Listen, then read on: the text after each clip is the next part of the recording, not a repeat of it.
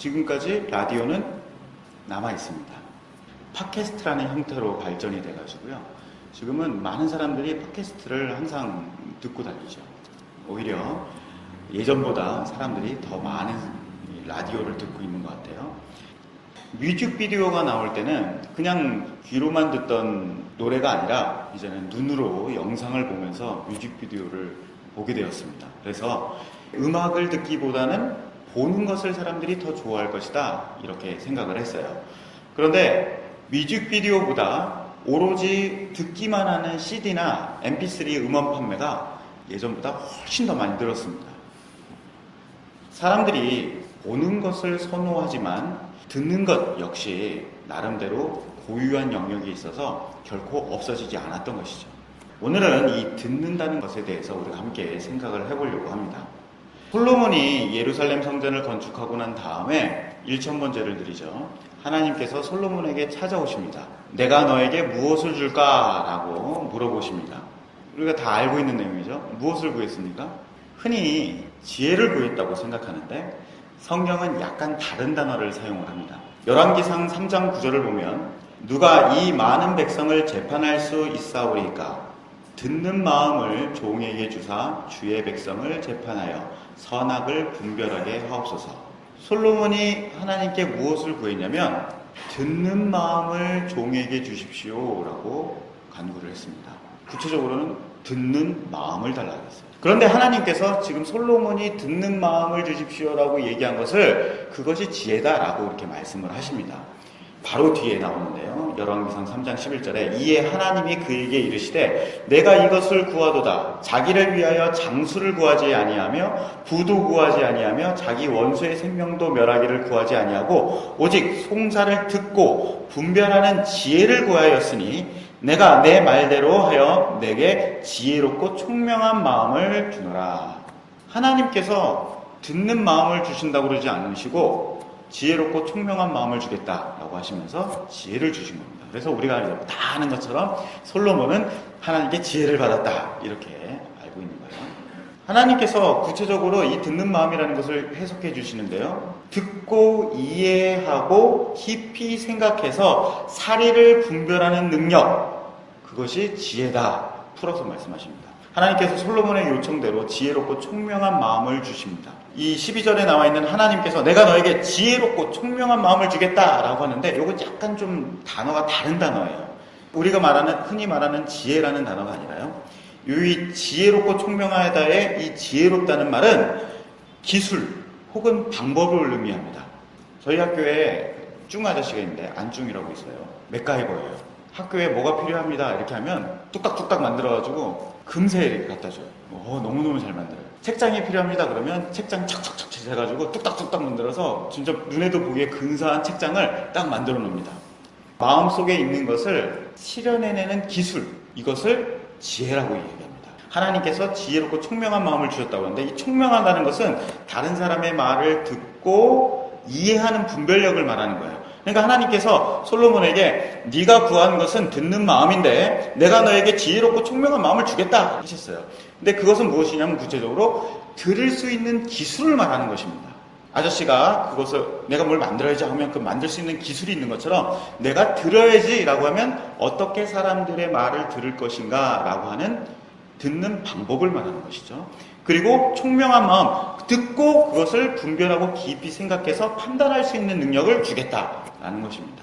솔로몬은 듣는 기술과 분별할 수 있는 능력이 담겨져 있는 마음을 하나님께 얻은 것입니다. 마음이라는 것은 사람의 중심 혹은 영이라고도 번역할 수 있어요. 그러니까 구약에서의 마음이라고 하면 영혼, 육 이걸 다 포함하는 것입니다. 사람의 가장 핵심되는 것을 말하는 것이거든요. 다른 사람의 말을 듣는 방법을 알고 이해할 수 있는 능력을 하나님께 받은 것입니다. 솔로몬이 왜 듣는 마음을 구했을까요? 솔로몬이 왕이 딱 되고 보니까 자기가 가지고 있는 능력으로는 도무지 사람들의 이야기, 그러니까 송사 와서 재판을 해달라고 하는 그 이야기를 듣고 옳은 것을 분별할 수 있는 능력이 없다는 걸 스스로 깨달았기 때문입니다. 내가 왕의 직무를 받았지만 이거 내가 할 수가 없는 거구나. 지금까지 나의 그냥 능력, 지금까지 자라와면서 가지고 있었던 이 능력 가지고는 안 되는 거구나 라는 것을 깨달았기 때문에 하나님 앞에 듣는 마음을 주십시오 라고 해서 지혜롭고 총명한 마음을 얻게 된 것입니다. 유대인들은 이렇게 듣는 마음을 지혜라고 생각했던 것 같아요.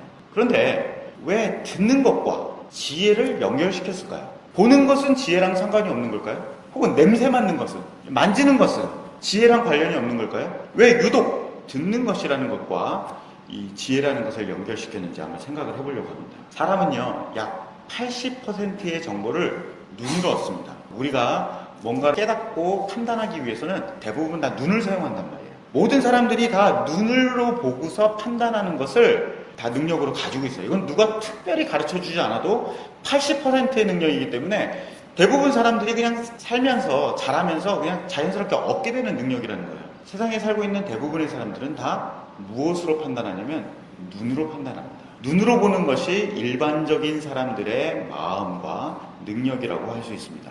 그런데 들어서 판단하는 것은 자연스럽게 생기는 게 아니에요. 다른 사람의 말을 듣는 기술과 이해하는 능력은 어디선가 와야 되는 것입니다. 태어나면서부터 자연스럽게 가만히 생기는 것이 아니라 그것을 만들고 가꾸고 해서 나중에 후천적으로 생기는 것이 들어서 판단하는 능력이라는 겁니다. 눈으로 보는 사람은 많아도 듣는 마음을 가진 사람은 드뭅니다.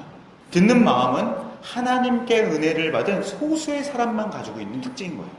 어리석은 사람은 흔해도 지혜로운 사람은 찾기가 힘들죠. 그런 것처럼 보는 것으로 판단하는 사람은 수없이 많지만 다른 사람의 말을 듣고 판단할 수 있는 마음을 가진 사람은 극히 드뭅니다. 이런 특징 때문에 유대인들은 듣는 것과 지혜를 연결시켰을 것이다 라고 생각을 합니다. 왜냐하면 지혜는 자연스럽게 생겨나는 것이 아니에요. 많은 사람들이 그냥 나이를 먹는다고 해서 지혜가 생겨나는 것이 아닙니다. 살면서 경험을 많이 했다고 지혜가 생겨나는 것이 아니에요. 지혜는 후천적으로 어디선가부터 얻게 되는 것입니다. 잠언 2장 2절을 보면 내 귀를 지혜에 기울이며 내 마음을 명철에 두라. 잠언 말씀도 지혜를 듣는 것과 연결시켜서 말씀을 합니다. 로마서 10장 17절을 보면 그러므로 믿음은 들음에서 나며 들음은 그리스도의 말씀으로 만미합니다. 정말 우리 신앙에서 중요하다고 말하는 믿음이라는 것도 무엇과 연결시켜놨어요? 듣는 것과 연결시켜놨단 말이에요. 어린아이들은 어른들의 말을 듣지 않습니다. 우리 자녀들을 길러보면 알죠? 죽어라고 말을 안 들어요. 어린아이들이 자라서 어른이 되면 다른 사람의 말을 듣지 않습니다. 자기 하고 싶은 대로 하려고요. 결혼을 해서 부부가 되면 배우자의 말을 듣지 않습니다. 부모가 되면 자녀들의 말을 안 들어요. 노인이 되면 아무의 말도 안 듣습니다. 사람은요, 태어나서 그대로 자라게 되면 말을 안 들어요. 이게 사람의 본성입니다. 자기가 항상 하는, 태어나면서부터 갖게 되는 본성적인 능력, 눈으로 보고 자기가 스스로 판단하려고 하는 것, 이것으로 계속 살아가려고 한단 말입니다. 그런데 자기 나이와 처지에 따라서 판단하는 것이 인간의 본성임에도 불구하고 이 본성대로 사는 사람은 새로운 본성으로 사는 크리스찬이라고 말할 수가 없습니다. 지혜는 듣는 마음과 같습니다. 듣는 마음은 하나님께 구하고 찾는 사람만 얻을 수 있는 새로운 본성이에요. 우리가 태어나서 그냥 자란다고 해서 저절로 생겨나는 것도 아니고, 나이를 먹는다고 해서 우리가 저절로 얻게 되는 것도 아니고, 경험을 많이 쌓고 이것저것 일을 많이 경험해봤다고 해서 지혜가 생기는 것이 아닙니다. 이것은 밖에서부터 하나님이 마음으로 주셔야 되는 거예요. 지혜롭고 청명한 마음을 주셔야지만 얻을 수 있는, 우리가 이전에는 없는, 그냥 태어난 사람들은 가지고 있지 않은, 하나님께 받지 않은 사람들은 없는 새로운 본성이라는 겁니다. 타인의 말에 귀를 기울이는 새로운 본성에 따라서 사는 것이 거듭난 사람들의 특징이다라고 말할 수가 있겠습니다. 잠언 3장 14절을 보면요, 이는 지혜를 얻는 것이 은을 얻는 것보다 낫고 그 이익이 정금보다 나음이라. 지혜는 진주보다 귀하니 내가 사모하는 모든 것으로도 이에 비교할 수 없도다. 잠언은 지혜, 곧 듣는 마음을 가지고 있는 것, 이것이 사람들이, 모든 사람들이 갖고자 하는 그 갈망하는 것들, 금, 은, 명예, 성공, 장수, 부귀, 이런 것들보다 훨씬 귀하다고 말하고 있습니다. 사랑하는 성도 여러분, 우리의 마음에는 듣는 마음이 있습니까? 듣는 마음이 있냐라는 것은 새로운 본성이 있냐는 뜻이에요. 하나님을 알지 못하는 사람들은 갖고 있지 않은 하나님께서 주셔야지만 가질 수 있는 지혜롭고 총명한 마음이 우리에게 있느냐 말입니다. 아니면 사람들이 다 하고 있는 그런 대로 사물을 보고 세상을 보면서 판단하는 그런 것에 따라서 살아가고 있는 것은 아닙니까? 하나님께서 주시는 새로운 본성, 지혜와 총명한 마음에 따라서 살고 계십니까? 이것이 거듭난 사람의 생명이 있는 삶, 신자의 삶이라고 말할 수가 있겠습니다. 솔로몬이 그 인생에 맡겨졌던 임무들이 너무나도 버겁고 괴로웠을 때에 하나님, 제가 지금까지 살아왔던 것으로는 이게 안 되는 거군요. 그러니까 하나님께서 새로운 마음을 저에게 주셔야겠습니다. 라고 했던 것처럼 우리 인생에서 어렵고 힘들고 우리가 감당할 수 없는 그런 일을 만나게 됐을 때 지금까지 내가 가지고 있었던 이것이 아니라 하나님께서 나에게 주시는 것이 있어야지만 내가 이것을 감당해낼 수 있겠습니다. 라고 말할 수 있는 성도들이 되기를 간절히 바랍니다. 우리 사랑하는 성도들이 이 듣는 마음, 지혜를 재물들이나 세상의 어떤 것보다 사모하는 신자 되시기